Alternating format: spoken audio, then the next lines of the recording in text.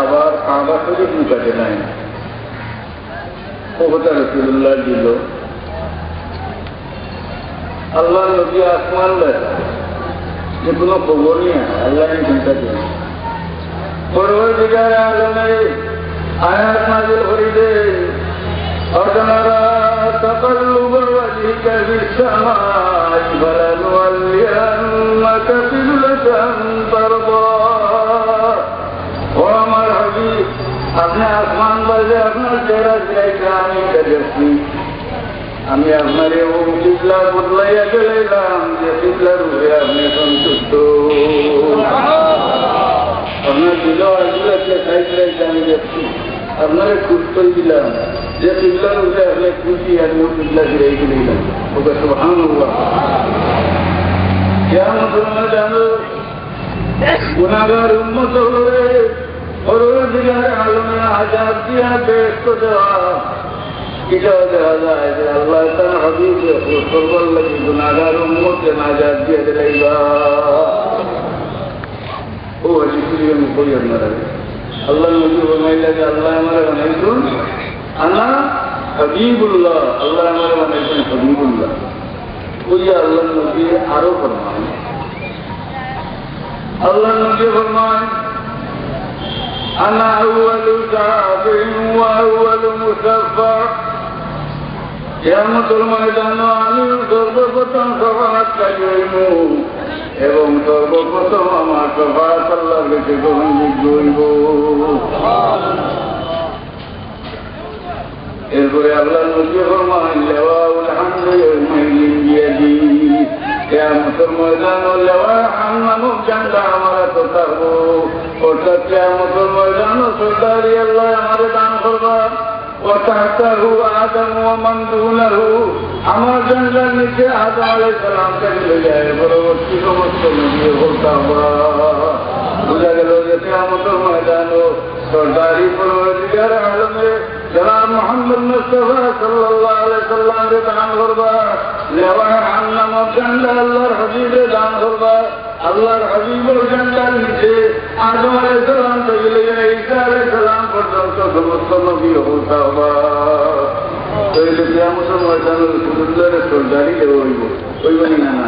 এটা ফরমাইতে রাখে আল্লাহর নবী নিজে ফরমাইতে রাখে যে আমি পয়লা শফাআত করি, আমার শফাআত সর্বপ্রথম গ্রহণযোগ্য হইব। আর আমার তো লাওয়ায়ে হামদ থাকবো, আর আমার ঝান্ডার নিচে আদম আলাইহিস সালাম থেকে লইয়া তারা নবী হলতাবা। এর মধ্যে আল্লাহর নবী ফরমায় যে আমি সর্বপ্রথম বেহেশতের দরজার খোলা নাড়িব। আমি বেহেশতের দরজার খোলা যখন নাড়িব তখন আমার লাগি সর্বপ্রথম বেহেশতের দরজা খোলা হইব। উপরে একটা হদিস আপনারা জানেন না, সে হদিস যারা যায় রাসূলুল্লাহর খালি মর্যাদা সম্পর্কে নিয়ে না। আর ওই যে হদিস রাসূলুল্লাহ সাল্লাল্লাহু যা ফরমাইলা এটা কিটা খালি আল্লাহ নবীর মর্যাদা সম্পর্কে। ওটা শব্দর মাঝে রাসূলুল্লাহ ফরমাইতা বলা ফাকাত, এটা কোনো গৌরবর লাগে হইয়া না। মানে এটা হওয়ার কারণ হইল হুজুরে পাক সাল্লাল্লাহু আলাইহি সাল্লামের তান প্রশংসা করছেন, মর্যাদা বর্ণনা করছেন। কারণ মানুষের ভুল করবো, আসামি না, মানুষের ভুল করবো, বেগতি হইব। এর লাগে কোরআন শরীফ আল্লাহ তাআলা হাবিবর আলোচনা করিয়া হাবিবর মর্যাদা বর্ণনা করছেন। সুবহানাল্লাহ। দুরূদ শরীফ পড়বা সাল্লাল্লাহু আলা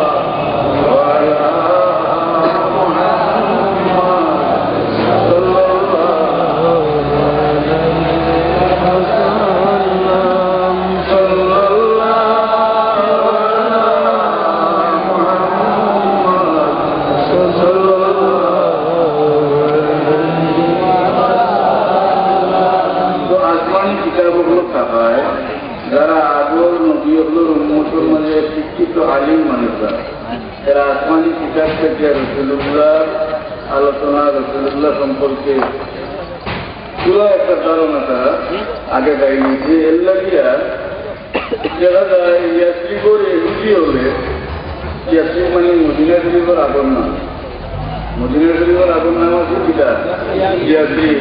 এবং এই ইয়াসরিব দুনিয়ার অন্যান্য জনপদের মতো শহরের মতো একটা শহর আছে। ঠিক না? এই শহরের মর্যাদা হওয়ার একমাত্র কারণ জনাব মোহাম্মদ মুস্তাফা সাল্লাল্লাহু আলাইহি ওয়াসাল্লামের পদধূলি এই শহরে লাভ করার কারণে এই শহরের মর্যাদা হচ্ছে, ঠিক না? না আর কোনো কারণ আছে? আর কোনো কারণ নেই। এই মদিনা শরীফের মাঝে একটু মাটি আছে, ওই মাটি রাসূলুল্লাহ সাল্লাল্লাহু আলাইহি ওয়াসাল্লামের খবর শরীফ আল্লাহ নবী জিসিম মোবারকের সঙ্গে যে মাটি লাগায় এই মাটির মর্যাদা কাবা শরীফ থেকেও বেশি।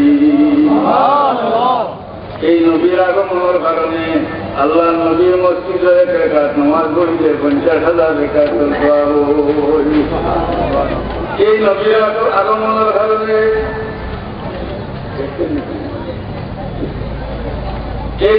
আগমনের কারণে মক্কা শরীফ, এই নবীর আগমনের কারণে জীবন নাম হইল মদিনা শরীফ। আর এই শহর মর্যাদা হইল বুখারী শরীফে হাদিস আছে যে তাউন বেমার এই শহর ঢুকতে পারত না। তাউন হইল প্লেগ বেমার, প্লেগ বেমার হইলে তার ওষুধ নাই। প্লেগ বেমার মদিনা শরীফ ঢুকতে পারত না।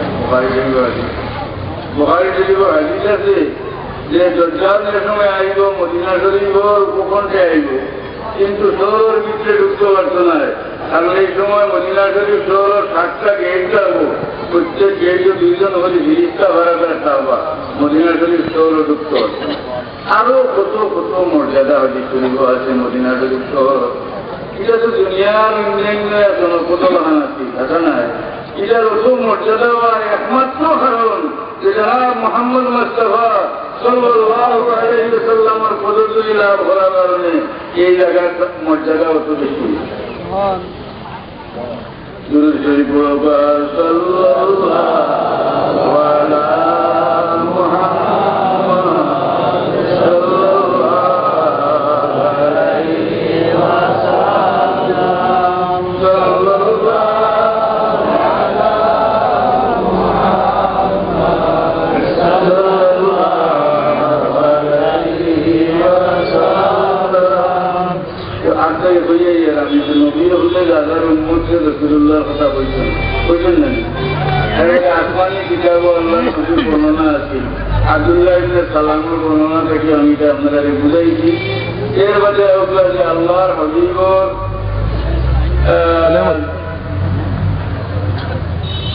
ওলাদতর করিব করিব সময়ে, নিকটবর্তী সময়ে দেখা যায় যে 700 রাসূলুল্লাহ সাল্লাল্লাহু আলাইহি ওয়াসাল্লামের আগমনের শুভ সংবাদ 700 গাছে দিতে হোক সুবহানাল্লাহ, জিন্নাকে দিতে হোক সুবহানাল্লাহ। আমি বললাম জিন্নাতর হাদিস শরীফ থেকে এটা ঘটনা হবে। জমিনে রাসূলুল্লাহর এক সাহাবী মুসলমান হইবার আগের ঘটনা। ওই আমি সিরিয়া গেলাম ব্যবসা উপলক্ষে, আর এমনি জোরটাকে বাইরে রয়ে গেলাম। সিরিয়া আমার অবস্থা আইতাম পারলাম না, রাইতে গেল আমি ময়দানের মধ্যে থাকতে পারছি। তখন ময়দানে আমি খুশি করলাম, বুধবার সময় বললাম আনা কি জওয়ারে আজিমে হাজার ওয়াদি, ও উপত্যকার বড় নাই তার আশ্রয় লইয়া হচ্ছিলাম। উদ্দেশ্য হইল ও এলাকা